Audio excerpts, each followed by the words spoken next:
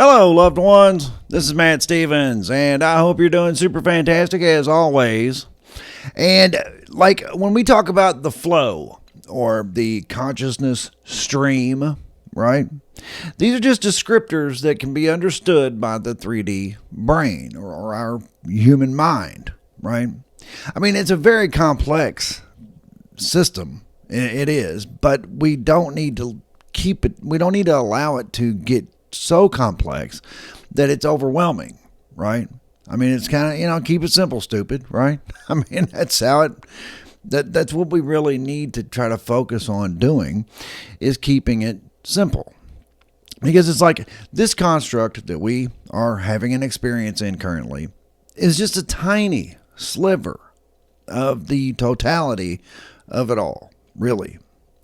And I mean, really, even that is not exactly accurate, because when you're looking at the totality, it's like, well, that's infinite, and there's really no way to divide up infinite, right? Infinity can't be divided. So even that's not exactly accurate, saying it's a tiny sliver, but it is, and we do need to keep it simple in terms that we can understand in this 3D realm. But as tiny of a sliver as it may be, it's huge to us. It's huge in this current experience. And that's only because it is our current experience. It's what we are currently working from. It's what we are currently operating out of, right? We're here for this experience. We're here to learn and grow and mature and all of that. But it's like, I'm trying to not allow it to get very complicated, dear loved one. Please understand. And by the way, if you haven't hit the like button yet, go ahead and do that. That would be fantastic. I would appreciate it. If you have not yet subscribed, please do that too. Thank you. But I'm gonna pass on all that right now. I just want to encourage you, dear loved one, to meditate, and while you're doing that, focus on your desire, I suppose, to witness the stream, the consciousness stream, the field, if you want to call it that. I've talked about the black, how I had witnessed that when I was in an NDE, right? And how I do meditate on that, trying to get back to that state, right? Because it was amazing.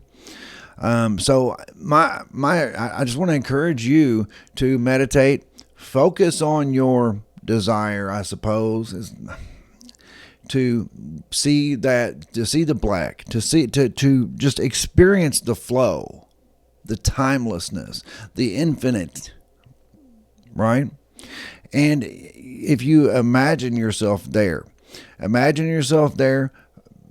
express the desire to be there. I would like to witness this. I would like to experience the infinite, the black, the stillness, right? But as I said, it's not really still. It's not really nothing. It appears to be void, but it's absolutely not. It's as Itzhak Bentov describes as the absolute, right?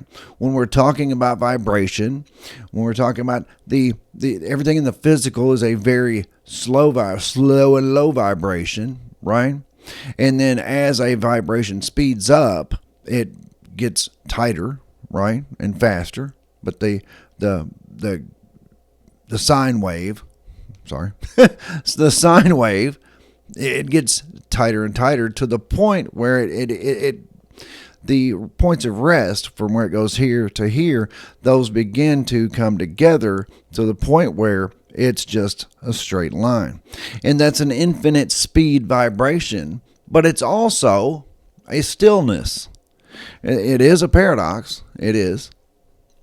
It's hard for us to fathom. It's like, well, how can it be infinitely fast and also still at the same time? But that is the absolute, or we can call it the universal mind.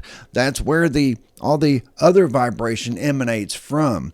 And as it goes out, it slows down and eventually becomes physical matter and things like that. But we can see that. We can witness that by meditating on it, putting ourselves in that place. And it's really just a matter of expressing your desire to be there and imagining it, feeling it, and projecting your consciousness into it. I've said many times that I wanted to do a guided meditation on that, and I still do. However, that's how you do it, right? I mean, yes, I have steps that I do, but practice with that. I have absolute faith that you can do it. I mean, I just do. So, but it is time that we, the awakening community, those of us awakening, the souls who are awakening spiritually, to tap into that universal mind. We need that guidance. We need that experience. We need to tap into that universal mind so that we become in the physical, so that our human selves can become familiar with it. I hope that makes sense, because we can see that the world is changing rapidly. Since 2020, it's unbelievable how fast. And really since just in the 2000s, things have been rapidly changing. And the pace at which things, and I say this a lot, but the pace at which things are changing is speeding up. The amount, the pace at which things are speeding up, but also the level of change is getting bigger and bigger and bigger. I've said many times, the world, this construct, it cannot sustain this forever. Okay? The pace at which things are happening tells me that there is something coming. There is something big coming. A reset event, I often say, and I really do believe that is the case. There is evidence in history, there's evidence in forbidden archaeology and things like that it has happened in the past. There's evidence that there have been past civilizations in this construct who have gotten very advanced technologically, right? And then they went away. And in some cases, very abruptly, without a trace. And then there's other instances where there have been civilizations just spring up seemingly overnight. Some would say that ours sprang up seemingly overnight in the mid-1800s. And really, there is some evidence for that. I mean, there is evidence to support that this construct, not the construct itself, but this particular run of the construct began about the mid-1800s. I don't know. I mean, I tend to think it goes further back than that. I tend to think it goes back into in the thousands of years, but not tens of thousands. So there's that. But we can see that the world is changing rapidly, and that the pace at the changes are getting bigger. The pace at which things are changing is getting faster, and it's got to be a breaking point. It can't continue. This is not sustainable. It's just not. Something has to give, and it will. Something's going to give. I mean, that's just how it is. I mean, you can't keep. I mean, it's like the straw that broke the camel's back. There is that straw, right? We don't know where the straw is, but there is that straw that did break the camel's back. And it's just one straw. But anyway, the elite ruling class, who we would call the elites, the cabal, if you want to call them that, that's fine. The secret societies. I got to believe that the true ruling class are people we've never heard of. The people that we consider to be the elites, I got to believe serve the true ruling class. But, whatever. But the elite ruling class, they are desperately keeping the information from the masses. They are desperately keeping the human collective from becoming aware of all of the, that something is about to happen. Most people are, as I've said many times, asleep at the wheel. Most people are going to be blindsided by whatever's coming. And I don't know what to say about that. I just don't. But as I've said many times before, dear loved one, all we can do is be inspirations for them. All we can do is look at the way things are going and be like, wow, this is nuts. But the beautiful thing is that we do still control our own destiny. We are still able to, now more than ever really, able to manifest beautiful lives. And that will get people's attention very quickly. If they see you living your best life, or whatever, that's what they call it, living your best life. If they see you living your best life, it's like, well, what are you doing differently? It's like, this is what I'm doing. Because I'm not married to this system. I've separated myself from it. I've separated myself from the collective. I'm just doing my thing.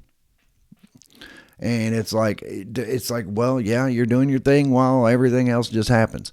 But it is rather breathtaking sometimes when we look at the way things are changing. I mean, it's unbelievable, some of the things that are going on in the world. And I don't have to tell you. We don't have to talk about the details of it. It's very easy to see. But the elite ruling class, yes, they are desperate. I'm looking at my notes, dear loved one. They are desperately keeping this info from the public. For example, I'm not going to get into that, but they are keeping this information from the public. I believe that has got to do with the missing scientists, right? The ones who are either unalived or just plain missing, the 11. And then some people would even throw David Wilcox, his untimely demise, in that.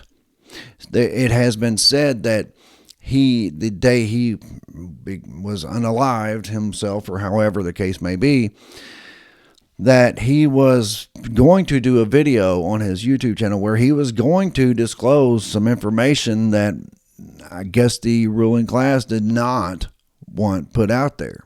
It's information that he definitely had worked his way inside some circles, right? And it is rumored that he was going to do a video. Of course, we'll never know, not at this point, but it was rumored that on that particular day, he was planning to do a video where he was going to drop some bombshells.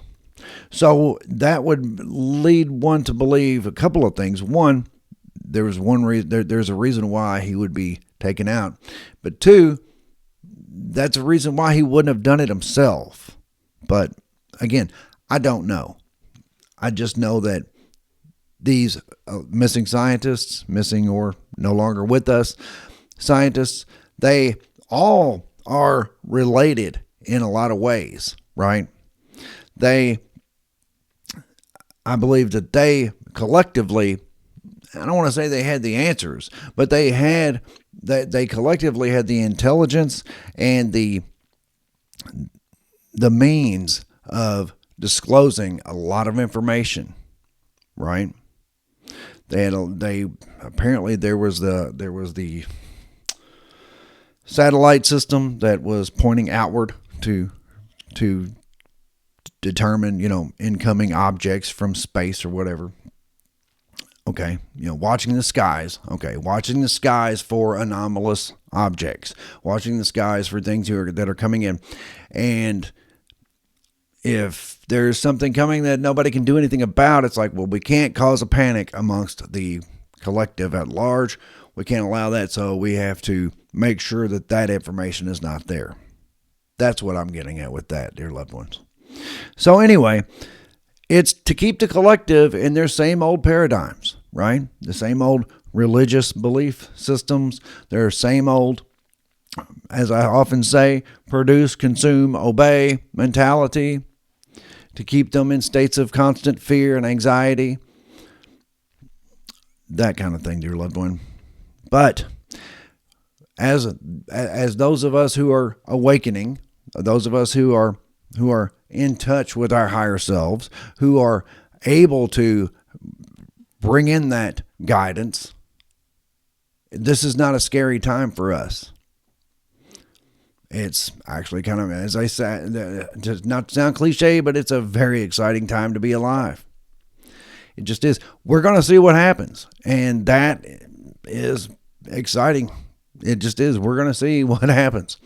Meanwhile, the elites are very busy digging their bunkers, building their billion-dollar bunkers, because they're not going anywhere. They're going to suffer whatever it is that's coming.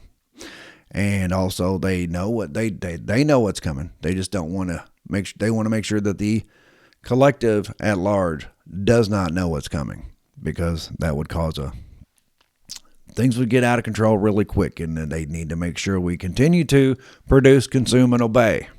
Right, dear loved ones? Anyway, dear loved ones, yes, please hit the like button if you have not yet done so. Also, subscribe if you have not yet done so. And please share, comment, all that good stuff that helps out with the algorithm and all that.